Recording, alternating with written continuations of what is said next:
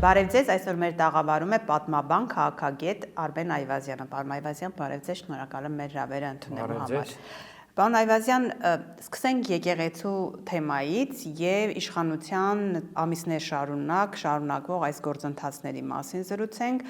Նիկոլ Փաշինյանն ասում է եկեղեցու դեմ չեմ, վեհափառին եմ ուզում հեռացնել եւ ստեղծել արդեն խորհուրդ, կանոնադրություն է ուզում մշակել։ Ի վերջո, եկեղեցու դեմ պայքարը, նաև պատմաբան եմ ուզում դուք այս հարցին մոտենաք եւ մեկնաբանեք, եկեղեցու դեմ պայքարը, թեկուզ, ինչպես իրենք են ասում, վեհափառի դեմ պայքարը, արդյունք կտա ինչ որ պահի, ինչ որ շրջանում, երբ որ եկեղեցու դեմ են դուրս եկել որոշակի ուժեր, ինչ ճակատագիր են ունեցել։ Բազմաշերտ հարց է, հատկապես հայոց եկեղեցու մասին, որովհետեւ եկեղեցու պատմությունը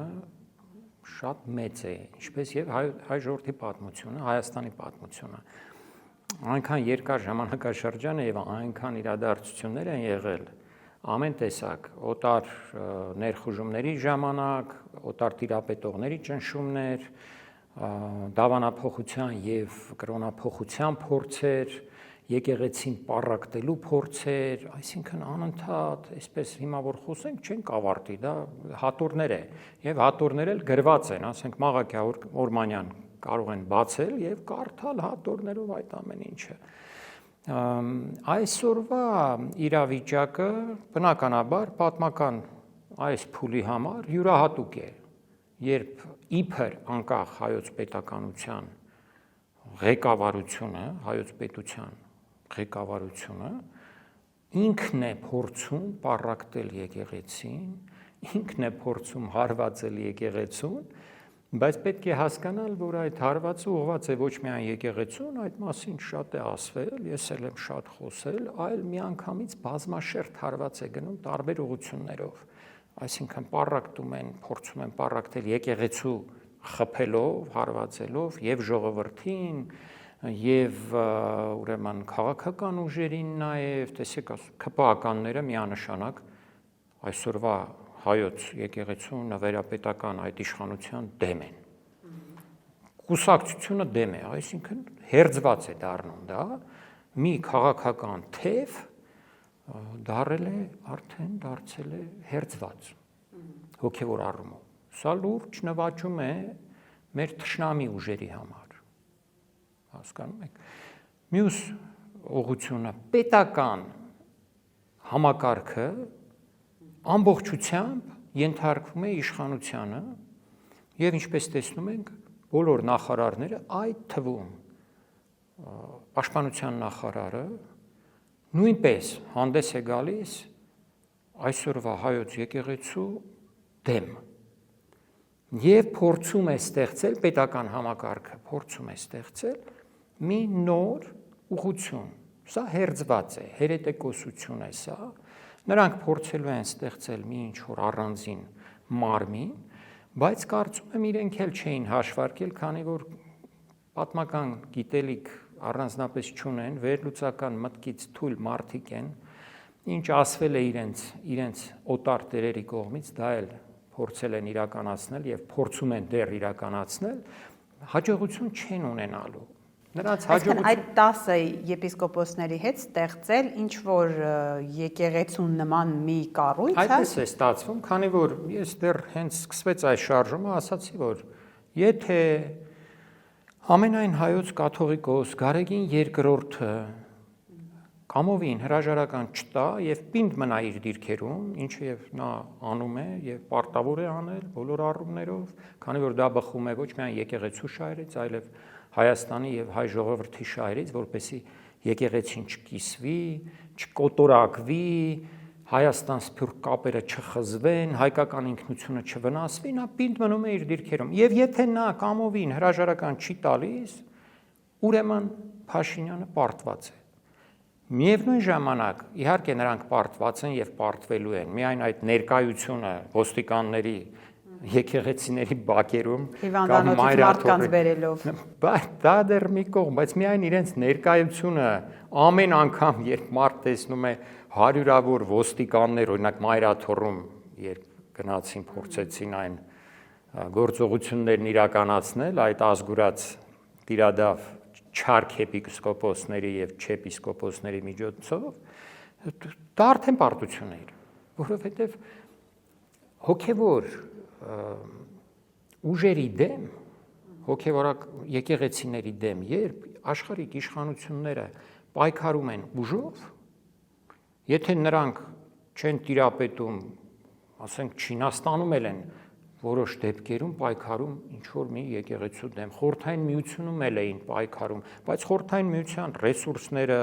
իրենց Սիբիրներով, գնդակահարություններով եւ այլն շատ էին Ստալինի օրոք, կարող էին տանել եւ տանում էին ու գնդակահարում էին, եկեղեցիները պայթեցնում էին, ինչպես Երևանում են պայթեցրել, նրանք ունեին այդ ռեսուրսը մի որոշ ժամանակով, մի քանի տասնամյակով, մինչև իրենց փլուզվելը իրականացնել նման գործողություններ։ Այդ ռեսուրսն ունեին։ Նիկոլ Փաշինյանը չունի նման ռեսուրս։ Ինչու ԱԱԾ-ն, ոստիկանությունը, պետական ապարատը, դա ժամանակավոր, շատ ժամանակավոր կարճաժամկետ նույնիսկ մի երևույթ է, որ գալու է հասնելու է իր ավարտին։ Սրբազաններին բանտարկել է։ Այո, բայց դա ԱԱԾ-ով ասում է գնացեք քահանաներին, ասեք, որ զեղ չեն Վեհապարյան։ Այսինքն մեթոդները բոլորը կիրառվում են։ Այո, կիրառվում են մեթոդները, բայց արդյունք չեն տալիս եւ չեն տալու։ Տալու են տարբեր տիպի արդյունքներ, բայց իրենց ուզած արդյունքը չեն տալու։ Տեսեք, մեր եկեղեցականները շատ հաճախ հիմա ասում են եկեղեցին ինչպես է համարձակվել զբաղվել քաղաքականությամբ, իրենց հիմնական թեզը դա է։ Մենք էլ ուրեմն հիմա կմտնենք, կզբաղվենք ուրեմն այդ ԿՊԱ-ականների թեզն է։ Ուրեմն մենք էլ կզբաղվենք հոգևոր հարցերով։ Ճիշտն ասած, ճիշտ հակառակը պետք է ասվի, ոչ թե քաղաքականությամբ նախև առաջ, դա այն ինչով փորձել է իր ձայնը բարձրացնել եկեղեցին, դրանք ոչ թե քաղաքական հարցեր են, դրանք Հայաստանի, հայ ժողովրդի պետական եւ հոգեվոր անկախության եւ գոյության հարցերն են։ Այդ մասին է եկեղեցին բարձրաձայնել։ Երբ ոչնչացվել են իր եկեղեցիները Արցախում, երբ հող է հանձնվել, հայկական հողը հանձնվել է Թուրքին, երբ պետությունը փաստորեն սկսում է կատարել մեր թշնամի Թուրքիայի եւ Ադրբեջանի պահանջները եւ այդ զիջումները սպառնում են Հայաստանի եւ հայ ժողովրդի գոյությանը, այդ թվում հայոց եկեղեցու գոյությանը, այդ ժամանակ եկեղեցին, ինչպես եւ յուրաքանչյուրս, պարտավոր ենք մեր ձայնը բարձրացնել։ Նրանք ովքեր չեն բարձրաձայնում, նրանք են, որ մեղավոր են։ Իսկ ես հակառակը կասեի, եկեղեցին վաղուց պետք է այս հարցերին անդրադառնար։ Ոչ թե հիմա 18 թվականից հետո կամ 20-ից հետո եւ այլն, այլ այս հարցերին եկեղեցին պետք է վաղուց սկսած հենց անկախության ձեռքբերումից հետո իր դիրքորոշումները հայտներ Հայաստանի այս գոյութենական խնդիրների վերաբերյալ։ Օրինակ, երբ հայ-թուրքական այն խայտառակ տխրահամբավ արձանագրություններն էին կնքվում 2008-9 թվականների այդ ֆուտբոլային դիվանագիտության այդ խայտառակ գործընթացի ժամանակ եկեղեցին լուր մնաց, չմիջամտեց, իսկ դա սխալ էր, պետք է մասնակցեր։ Եթե մասնակցեր, այստեղ չէինք հասնի։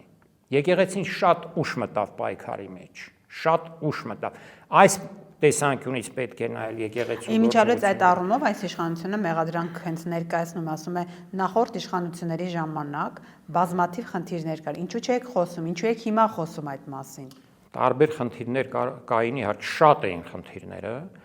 Բոլոր խնդիրների մասին եկեղեցին չէր կարող բարձրաձայնել, իմաստ չուներ։ Բայց այն խնդիրները, որոնք վերաբերում են Հայաստանի, այո, բախտորոշ այն իրավիճակներին եւ բախտորոշ հարցերը, որոնք են պետության գոյությունը, տարածքը, հայկական ինքնությունը եւ այլն, այդ հարցերին պետք էր անդրադառնալ եւ անդրադառնում էր շատ դեպքերում, օրինակ այն Ստամբուլի կոնվենցիայի հարցներ, ինքնությանը վերաբերող որոշ հարցեր են եւ բայց շատ դեպքերում էլ չէր անդրադառնում, ինչպես ես մի օրինակ նշեցի հայ-թուրքական այդ ուրեմն արձանագրությունների շատ վտանգավոր փուլին, որովհետև այն ժամանակ էլ էր փորձում իրականացվել այն, ինչ այսօր անում է Նիկոլ Փաշինյանը։ Այն ժամանակ էլ մարդիկ մոռացել են կամ երիտասարդները չեն հիշում։ Հայաստանի վարչապետը, օրինակ, հայտարարում էր, որ հայկական նոր ատոմակայանին կառուցմանը պետք է մասնակցի Թուրքիան։ Հետո ասում էինք 1-2 հոգով, ախր էս ինչ ես խոսում ես։ Սրանք վտանգավոր բաներ ես ասում, Թուրքիան ինչու պետք է մասնակցի Հայաստանի ատոմակայանի կառուցմանը։ Խոսքս 2009 թվականի մասին է։ Ասա չէ, գիտեք, ես նկատի ունեմ, որ պետք է բաժնետեր լինեն այդ հայկական ատոմակայանի ակտիվներին, ակցիաներին, ավելի վտանգավոր մի բան։ Այս բաները անցել ենք։ Հիմա ես չեմ ուզում անդրադառնամ այն ժամանակ։ Այդ ժամանակ եկեղեցին պետք է խոսեր։ Հիմա չխորանամ նախքին, հիմա խոսում է եկեղեցին։ Բարձրաձայնել է, լավ է արել, ավելի պինդ պետք է կանգնի այդ դիրքերին, ոչ մի նահանջ չպետք է թույլ։ Հիմա 10 այս եպիսկոպոսները, որ միացել են Փաշինյանին, շատերը մտածում են, որ կոմպրոմատներ կան նրանց դեմ եւ դրանցով է Նիկոլ Փաշինյանը պահում իր կողքին։ Բայց արդյոք այդ կոմպրոմատները այդքան զորեղ են, որ նրանք դրանով հանդերձ վաստակում են հիմա հարության զգալի հատվածի հակակրանքը կամ իրենց այսպես չակերտավոր արդեն տարբեր մականուններ են տալիս, տիրադավ են ասում, այսինքն այդ կոմպրոմատներն այդքան հզոր են, որ նրանք գնացել են Փաշինյանի կողքը։ Միայն կոմպրոմատները չեն, մի քանիսի դեպքում կոմպրոմատներն են, մի քանի ուրիշների դեպքում ըստ երևույթին պարզապես օտար գործակալական ուրեմն ցանցի մասնակից են նրանք դարձել ինչ-որ մի փուլում, որը սովորական, այսպես ասած, երևույթ է հատուկ ծառայությունների գործունեության համար, հավաքագրում են հենց նմանատիպ մարդկանց, ովքեր տարբեր տեղերում գնալու են, ժողովրդի հետ կապ են հաստատելու եւ այլն եւ այլն։ Միայն հայոց եկեղեցուն չի վերաբերում դա, այսինքն դա էլ կա եւ կա նաեւ պարզապես մարդկանց այդ իշխանա վախությունը, կա այսպես նրանց ինչ-ոնց գիտելիքի պակասը նաև կա, այս գիտելիքի պակասը խեղդում է այս մարդկանց, հասկանում եք, նրանք եթե մի քիչ վերլուծեին իրավիճակը ավելի լավ, կհասկանային, որ սա իրենց տանում է դեպի ոչ մի տեղ, այս ուղին, որ իրենք բռնել են, որտեղ իրենք արդեն այսօր դարձել են ոչ թե հոգևոր առաջնորդներ, ինչպիսին էին մինչև անցնելը Փաշինյանական իշխանության կողմը,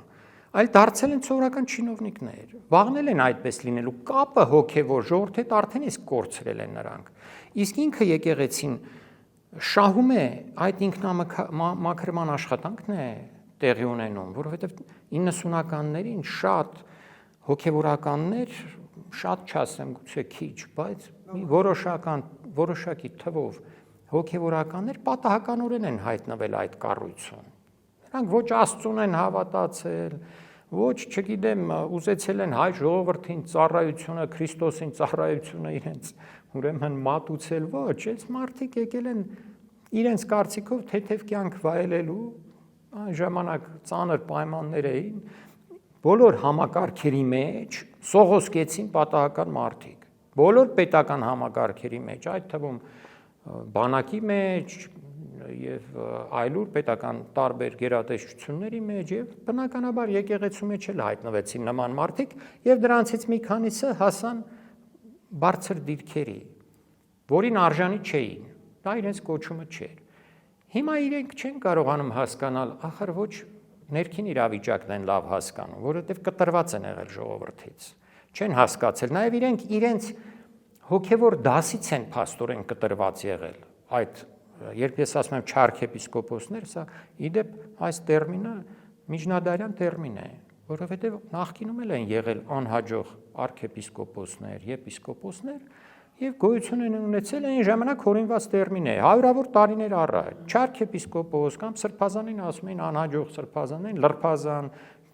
փաստաթղթերում ունենք մեր գրավոր։ Այս չարքեպիսկոպոսները իրենց հոգևոր դասից են կտրված։ Օրինակ նրանք չէին պատկերացնի, որ հարյուրավոր քահանաներ պարզապես պինդ կանգնեն ամենայն հայոց կաթողիկոսի թիկունքում եւ հայոց եկեղեցուն հավատարմություն կհայտնեն։ Ես համոզված եմ նրանք դա չէին պատկերացնում։ Այսինքն կարծում եք Փաշինյանը չէր կանխատեսել նման զարգացում, նա կարծում էր հեշտ կլիներ։ Ոչ, իհարկե, որովհետև նա կարողացավ բոլոր մակարդակներում պետական իր իշխանությունը 100%-անոց հաստատել։ Տեսեք, բանակում ինչպես մաքրազերծեց բանակը եւ հիմա չենք էլ հասկանում մեր հրամանատարներին չենք ճանաչում, ղեկավարությունն ով է, ինչ է, դրանից առաջ էլ ճիշտն ասած հաճախ տեսնում ենք ինչ գեներալներ ենք ունեցել, նույնիսկ արցախցի գեներալներ, որոնք գալիս են կանգնում են Փաշինյանի կողքին այս ժամանակաշրջանում։ Չէր հասկանում, կարծում էր եկեղեցին էլ իհարկե եկեղեցին էլ է բյուրոկրատական համակարգ, այն էլ շատ կուռ բյուրոկրատական համակարգ է, բայց իրեն թվում էր սա աշխարհիկ հերթական համակարգերից մեկն է, որտեղ կարող ես քո կամքը թելադրել, բայց մարդը չի ուսումնասիրել պատմություն, չեն հասկացել եւ այդ չարքեպիսկոպոսներն ու չեպիսկոպոսներն էլ չեն հասկացել։ Դա ներքին դաշտը, բայց նաեւ սրանք չեն հասկանում արտաքին դաշտը։ Եթե մի փոքր, ես սա էլ եմ ուզում, եթե մի փոքր այս մարդիկ պատկերացում ունենային, որովհետեւ գիտեք, իրենց դիրքը շատ բարձր դիրք է։ Իրենք շփվում են տարբեր օտար երկրացիների հետ, լինում են արտասահմանյան գործուղումներում։ Ես այդ բարձր վերնախավի մասին եմ ասում, այդ մի քանի 10+ մարդկանց մասին եմ ասում։ Նրանք պարտավոր են հասկանալ քաղաքական միջազգային հարցեր, աշխարհառազմավարական դրությունը Հայաստանի պետք է հասկանան։ Հիմա այս իրավիճակում, երբ այս տարածաշրջանը մեր այսպես եռում է, երբ ամեն վարքյան կարող է Իրանում պայթել իրավիճակը, կարող է լինի նոր պատերազմ, նոր հարձակում Իրանի վրա, կարող է հանկարծ Իրանում լինի քաղաքացիական պատերազմ, կարող են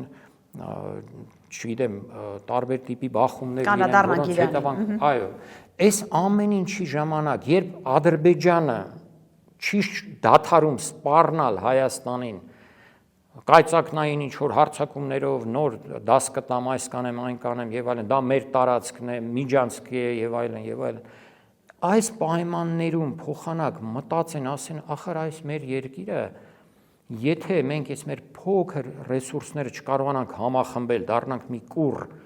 այսպես համախմբված հասարակություն, օտար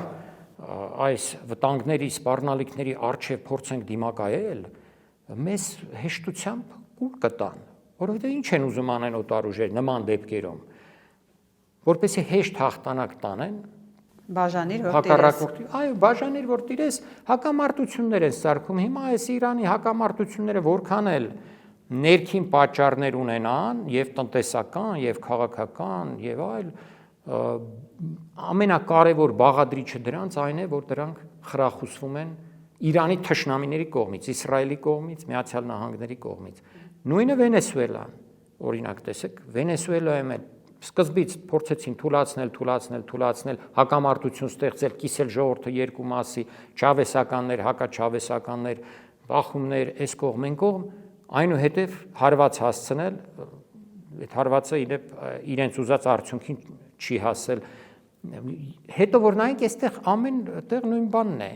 Նույնը Պաղեստինցիների հետ Համասի եւ Ֆաթահի հարաբերությունները։ Սա նույնն է, որ դրսից է։ Չէ, որ ասում եք ցանկալի արդյունք, էլ ինչ ցանկալի արդյունք Վենեսուելայի, քանի որ անդրադարձակ արդեն գլխատեց երկիրը Միացյալ Նահանգները։ Գլխատել երկիրը, բացարձակ։ Երկրի ղեկավարին եւ կնոջը գերեվարեց, դա գլխատել չէր։ Ոչ, այդ գործողության արդյունքում իշխանափոխություն տեղի չունեցավ, ամենահավատարիմ չավեսականները պահպանեցին իշխանությունը իրենց ձեռքերում եւ դեռ մի բան էլ ընդդիմությունը որոշ չափով խեղճացավ, որովհետեւ ընդդիմության դուրն էլ չեկավ այնինչ անում էր Միացյալ Նահանգները, ասելով թե նավթը մերն է Վենեսուելայի, մենք ենք կառավարելու Վենեսուելան այսուհետեւ եւ այլն, այստեղ խոսում է նաեւ ոչ թե ազգայնական, հայրենասիրական զգացմունքներն են զարթնում մարդկանց մեջ եւ միավորվում են։ Ճիշտ է, այդպիսի մեծ միավորում չի եղել, բայց իշխանությունը պահպանել են ամենապինդ, ուրեմն չավեսականները, նախկին փոխնախագահ Ռոդրիգեսի գլխավորությամբ, հիմա պարզապես նրանք բանակցություններ են վարում Միացյալ Նահանգների հետ, որպեսզի նոր այսպիսի մեծ հարվածների նաև չենթարկվեն, բայց միշտ էլ Մադուրոն էլ էր պատրաստ նավթ վաճառել Միացյալ Նահանգներին։ Իսկ զորք մտցնել Վենեսուել, նրանց նպատակը ո՞րն էր։ Միացյալ Նահանգների, որ այդ հարվածից հետո իշխանությունը սասանվի, նորից ոտքի կանգնի ընդդիմությունը, իշխանափոխություն տեղի ունենա եւ այլն, այս ամեն ինչ տեղի չունեցավ։ Եվ չի էլ կարող հիմա Միացյալ Նահանգները մեծ ներխուժում իրականացնել, չունի այդ կարողությունները, ռազմական առումով նաև չունի, որովհետև ժողովուրդն էլ է զինված, բանակ գոյություն ունի, կա աշխարհազոր, կազմակերպված արհմիություններ, կազմակերպված համայնքներ եւ այլն եւ այլն։ Բայց արդյոք նրա խնդիրը զինված բախումն է, թե հենց այդ նավթային պաշարի ամբողջական տիրապետումը Միացյալ Նահանգների նկատմամբ։ Նա չի տիրապետում այսօր նպատակը, գերնպատակը դա չէր, հենց ոչ միայն նավթային, այնտեղ ուրիշ հանածոներ էլ կան, ամեն ինչին տիրապետում է։ Եվ նրանք ասում են ոչ միայն Վենեսուելային, մենք ամբողջ սա մեր կիսագունդն է, պետդեպարտամենտը այսպիսի հայտարարություններ արել, this is our hemisphere, ուրեմն սա մեր կիսագունդն է, այո, բայց դա կատաղացրել է ոչ միայն վենեսուելացիներին, այլ ամբողջ հարավային եւ կենտրոնական Ամերիկայի ժողովուրդներին է կատաղացրել, որտեղ առանց այդ էլ հակաամերիկյան տրամադրությունները շատ սուր էին այնտեղ, նրանք դիտում են Միացյալ Նահանգները որպես գաղութարար պետություն, նմանատիպ գործողություններ Միացյալ Նահանգները շատ է իրականացնել այդ պետություններում, միայն երկրորդ համաշխարհային պատերազմից հետո հաշվարկներ կային մոտ 64 նման գործողություններ է իրականացնել իշխանափոխության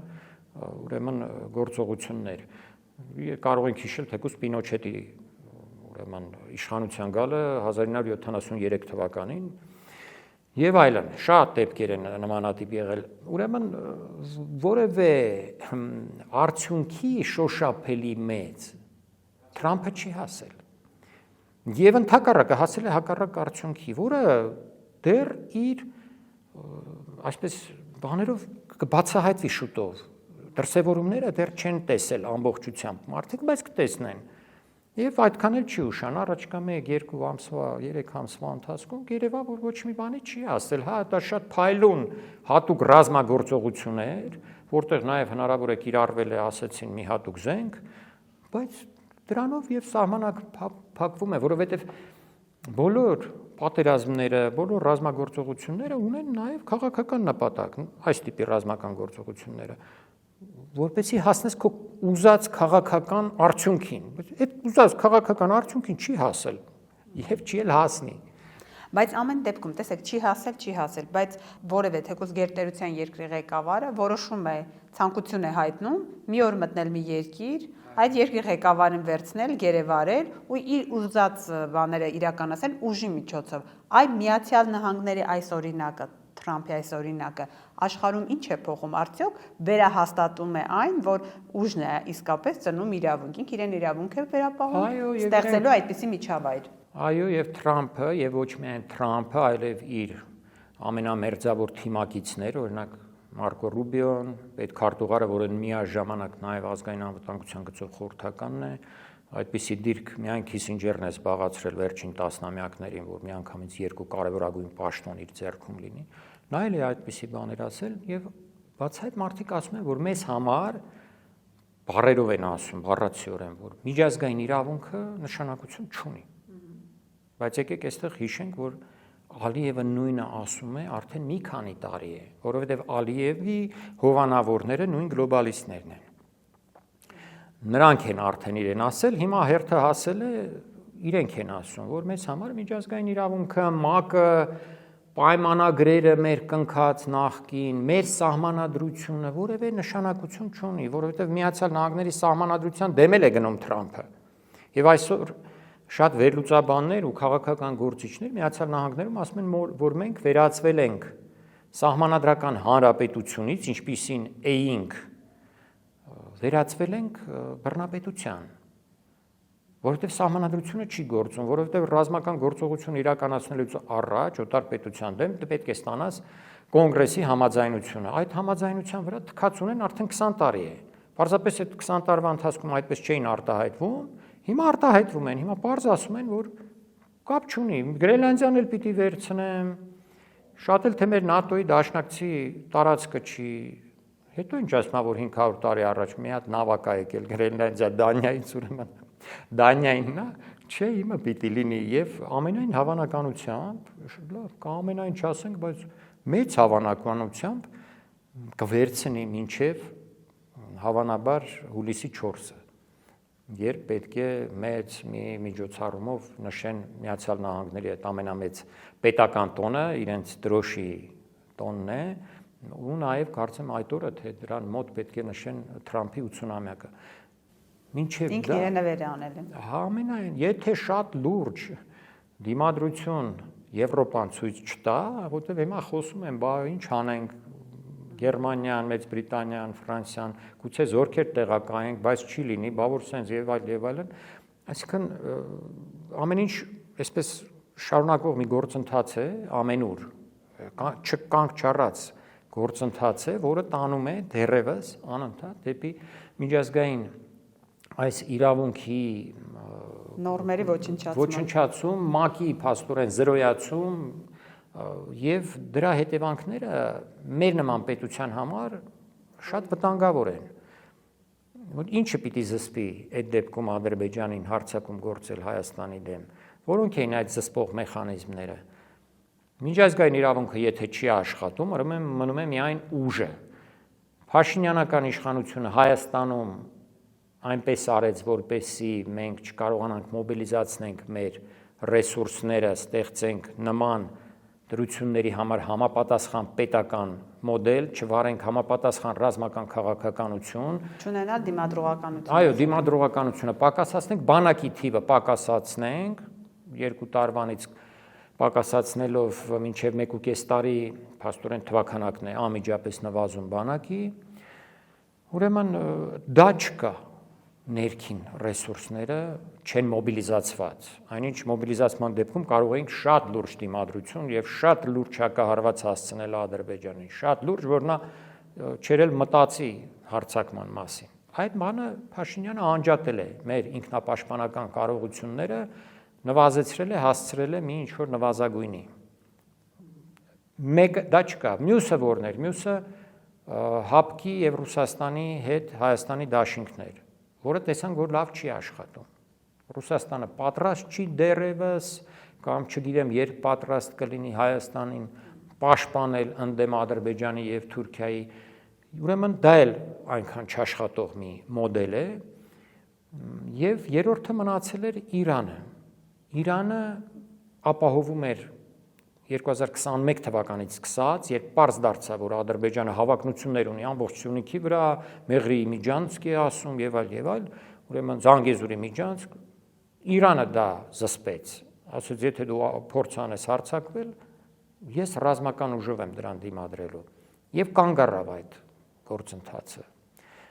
Բայց նրանք չեն հրաժարվել, ոչ Թուրքիան, ոչ Ադրբեջանը այդ նպատակներից։ Թուրքիան իհարկե Ադրբեջանի ձեռքերով է փորձում իրականացնել։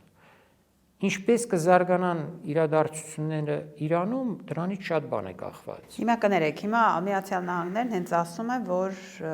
հնարավոր է նաև հարձակում, ինչ-որ պատժամիջոցներ իրականացվի Իրանի դեմ։ Որքան է այդ հավանականությունը, այսինքն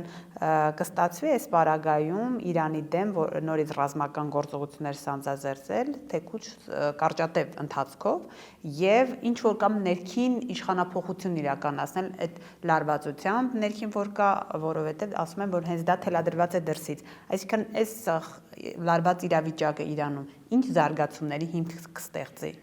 Եթե պատժամիջոցներից եք խոսում, պատժամիջոցներ 40 տարուց ավել է։ Նոր պատժամիջոցների մասին է խոսքը։ 1000 պատժամիջոցա դրած Իրանի դեմ, մի քիչ ավել, մի քիչ պակաս կարող են ավելացնել մի փոքր, շատ չեն կարող ավելացնել, որտեղ ամեն ինչը արդեն պատժամիջոցի մեջ է, ինչպես Ռուսաստանն է պատժամիջոցի մեջ։ Պատժամիջոցների այդ շրջանակում։ Ուրեմն պատժամիջոցները մի կողմ թողնենք, ռազմական հարձակումը Իրանի դեմ այս փուլում, կարծես թե այսօր մի քիչ սկսեց հանդարտվել իրավիճակը, տեղի ունեցան Իրանում ուրեմն պետականամետ ցույցեր, իշխանամետ ուժերը մեծ ցույցեր կազմակերպեցին եւ կարծես թե կարողացել են որոշ չափով մեղմացնել այդ խռովությունը։ Թեև այս առաջիկա օրերին դեռ տեսնենք ինչպիսի զարգացումներ կլինեն։ հույսը Միացյալ Նահանգների եւ Իսրայելի եւ Արևմուտքի այն էր, որ պետք է դարձյալ իշխանափոխություն ունենան ներսի ուժերով կամ այնքան թուլանա Իրանը ներսից, որ իրենք հարված հասցնեն ռազմական, բայց Իրանը այդքան չի թուլացել։ Եվ այդ ռազմական հարվածը, եթե փորձեն հասցնել, մոտավորապես կրկնվելու է այն 12 օրվա անցյալ տարի հունիսին տեղի ունեցած պատերազմի սցենարը։ Հարվածներ կհասցվեն Իրանին, Իրանը շատ ուժգին հարվածներ կհասցնի Իսրայելին։ Այս անգամ կարող են նույնիսկ ավելի ուժգին հարվածներ հասցնել։ Եվ այդ պատճառով ես չեմ կարծում, թե այդ հարվածները կհասցնեն։ Եվ այսօր էլ նայելով այն ուժերին, որ Միացյալ Նահանգներն ունի Իրանի շուրջը, այս պահին դեռևս այդ ուժերը չկան։ Անցյալ տարի երբ հարվածը հասցրեց, շատ ավելի մեծ թվով ռազմանավեր կային, իրենց հակաօդային պաշտպանությունների միջոցով նաև եւ Պարսից ծոցում եւ Միջերկրականում, որով եւ պաշտպանում էին Իսրայելը Իրանի հրթիռային հարվածներից եւ ավելի մեծ թվով ուրեմն ավիացիա կար այնտեղ եւ այլն մոտակա ամերիկյան ռազմաբազաներում։ Այսօրվա դրությամբ Վենեսուելան, եւ ես դա ասացի հենց անմիջապես հունվարի 3-ի հարձակումից հետո, քամել է որոշ չափով Միացյալ Նահանգների ռեսուրսները, որտեղ չի վերջացել այդ ռազմագործողության ուրեմն օպերացիանել այդ ռազմագործողությունը չի վերջացել։ Միացյալ Նահանգները իր նավատորմի մոտավորապես 20%-ը շարունակում է պահել Վենեսուելայի ափերի մոտ, իրականացնելով Վենեսուելայի եւ հիմա էլ հայտարարում է նաեւ Կուբայի բլոկադան պետք է անեմ։ Եթե այդպիսի իրավիճակ է այնտեղ, դեռ իր ուզածին չի հասել, ապա Իրանի ժամանակը չունի դեռևս։ Պետք է ավիակիրներ ուղարկի դեպի Իրան։ Այսօրվա դրությամբ ամենամեծ նորագույն լավ իրենց ավիակիրը Ջերալդ Ֆորդը գտնվում է այնտեղ Կարիբյան ծովում Վենեսուելայի Կուբայի ուղղությամբ է աշխատում, հասկանում եք։ Հարցեր կան, եթե ուզենա իրականացնել, մենք կտեսնենք, որ սկսեցին գալ այդ ավիակիրները կուտակվել, լրացուցիչ օդանավեր, ռազմաօդանավեր եւ այլն, այսպիսի բաներ կտեսնենք, բայց դա էլ դեռ չի նշանակի, որ հարված կհասցվի։ Եվ ամենակարևորն այն է, որ այս անգամ Իրանը կարող է ավելի ուժեղ խփել։ Եվ գիտեք ինչ կա, եթե Իրանը ներսից չեն կարողանում փլուզել, խփել նկատի ունեք Միացյալ Նահանգների ավիաբազաներից։ Եվ Իսրայելը եւ Միացյալ Նահանգները կարող են նորից հրթիռային հարվածներ հասցնել Իրանին։ Զորքով մտնելու մասին խոսք լինել չի կարող, որովհետեւ Իրանը 90 միլիոնանոց պետություն է, ունի մեծ բանակ։ Եթե այդ բանակը չի քայքայված, եթե իսլամական հեղափոխության պահապանների կորպուսը ամուր կանգնած է իր ոտքի վրա եւ տիրապետում է իր զենքերին, հազիվ թե այդ հարվածը հասցվի։ Իսկ եթե հասցվեց, ուրեմն կստանան հակահարված։ Եվ թե ով այդ ժամանակ ավելի շատ կտուժի, ով ավելի շատ կշահի, դեռ պարզ չէ։ Այս անգամ կարծես թե Չինաստանը ավելի մեծ այսպես աջակցություն է ցուցաբերում, շարունակ մինչ այժմ էլ է ցուցաբերել, հիմա էլ է ցուցաբերում։ Ռուսաստանից է Իրանը ստացել որոշակի թվով զենք, հակաօդային միջոցներ, ռազմաօդանավեր եւ այլն, եւ դրանք արդեն փաստեր են, այնպես որ տեսնենք ինչպես կզարգանա դեպքերը, բայց մեզ համար սա նշանակում է, որ վերադառնալով մեր հարցին եւ մենք սկսեցինք մեր հոգեվորականությունից, այն որ իշխանությունը կոլաբորացիոնիստական է եւ թքած ունի Հայաստանի ճակատագրի վրա, կամ լրիվ ուրիշ մի աշխարհում է ապրում եւ չի հասկանում Հայաստանի անվտանգության այս խնդիրները, տարածաշրջանային այս խնդիրները եւ զբաղվում է գիշեր-ցերեկ ուրեմն իր ռեսուրսները բոլոր, ԱԱՑ եւ այլն բերում ներդնում է եկեղեցու դեմ պայքարի մեջ, սա մի հարց է, բայց որ այս չարքեպիսկոպոսներն էլ չեն հասկանում։ Հասկանում եք, սրանք էլ ախր տարական գիտելիքներ են, եթե դուք վերցնեք կաթոլիկ կարդինալներին, նրանցից յուրաքանչյուրը միջազգայնագետ է, անվտանգության մասնագետ է, որևէ կաթոլիկ կարդինալ աշխարհում, չգիտեմ, դժվար թե գտնեք, որը չհասկանա հետախուզական հարցերից, հակահետախուզական հարցերից, ռազմական հարցերից, աշխարհաքաղաքական հարցերից մեր եկեղեցին այդ առումով հետ է ընկել։ Մեր եկեղեցին այսուհետ պետք է շատ լուրջ զբաղվի ինչպես իր կադրային քաղաքականությամբ, ամեն մի պատահած մեկին, այսինչ գեղից, այնինչ գեղից չբերի նշանակի արքեպիսկոպոսը անմիջապես առանց տեսնելու այս մարդը ով է, ինչ է հասկանալու, բայց նաև պետք է շատ լուրջ քաղաքական, աշխարհաքաղաքական պատրաստություն տա իր գոնե այդ վերնախավին։ Վարդապետներից, աբեղա վարդապետներից վերև բոլորը պետք է հասկանան, բայց ցանկալի նաև քահանաները հասկանան այս հարցերը։ Մեր քահանաներից շատերը ակտիվ չեն Facebook-ներում։ Շատ վատ է։ Մի քանիսը ակտիվ են, բայց մեծ մասը ակտիվ չի եղել։ Սա էլ է վատ։ Տեսեք, դե հիմա ակտիվ չեն, որովհետև վախենում են ճնշումներ գործադրելու։ Չէ, այն ժամանակ էլ Facebook-ում չկան, մարդիկ չկան, Facebook-ում իրանց բանն էլ չկա, հասցեով նկարով իրենց էջը չկա, չի եղել, որովհետև թվացել է իրենց, որ դե իրենք հոգևոր կյանքով են միայն ապրում եւ այլն, բայց տեսեք օրինակ թեև հոգևոր կյանքի համար էլ է պահանջվում ամենօրյա պրոպագանդա եւ ագիտացիա խորհրդային տերմինը, եթե օգտագործենք, հոգևոր քարոզը անհրաժեշտ է նաեւ այսօր սոցցանցերում։ Իրականացնում են շատերը, բայց բոլորը պետք է դրանով զբաղվեն։ Տեսեք, Փաշինյանը ԿՊԱ-ականներից պահանջում էր, որ պարտադիր կմտնեք ոչ միայն Facebook եւ մնացած սոցցանցեր, այլև TikTok կմտնեք։ Մեր եկեղեցին շատ է հետ ընկել։ Եվ այսօր եկեղեցին առաջին ճակատում է, մենակ գրեթե մենակ դիմադրում է իշխանական այս համակարգի ահռելի հարձակմանը։ Գրեթե մենակ ասելով, իհարկե հասարակությունը աջակցում է, ընդդիմությունը աջակցում է, այսպես գիտեք ինչպես, կես իր ջանքերի 10%, իր ունեցած ռեսուրսների 10%-ով է աջակցում։ Այ քննադատելով, չգիտեմ, ցույց տալով իրենց այլ ինչ պետք է անեին, որ չեն անում։ Շատ բան կարող են անել, որտեղ այսօր սա այնպիսի մի իրականության մեջ ենք մենք, որ ընդդիմությունը պետք է նաև օգտագործի այս իրավիճակը, այս անօրինականությունը, այս հակասահմանադրական արշավը Փաշինյանի կողմից եկեղեցու դեմ իր քաղաքական պայքարի համար, այսինքն ինչեր կան քաղաքական պայքարի զինանոցում, ինչ միջոցներ կան, դրանցից որն է ընդդիմությունը օգտագործել բացի բանավոր քննադատելուց։ Կան ցույցեր, արել է ցույց, չի արել, կան գործադուլներ, կան նստացույցեր, կան հացադուլներ, կան համաժողովներ։ Ես գրեցի այդ մասին, ասացի, ախր ընդհանրապես այն, եթե նայեք ինչ միջոցներ են առաջարկում այս վերջին հեղափոխությունների տեսաբանները, օրինակ մեկի այդ տեսաբանից մեկի գրքում թվարկված է 198 միջոց պայքարի։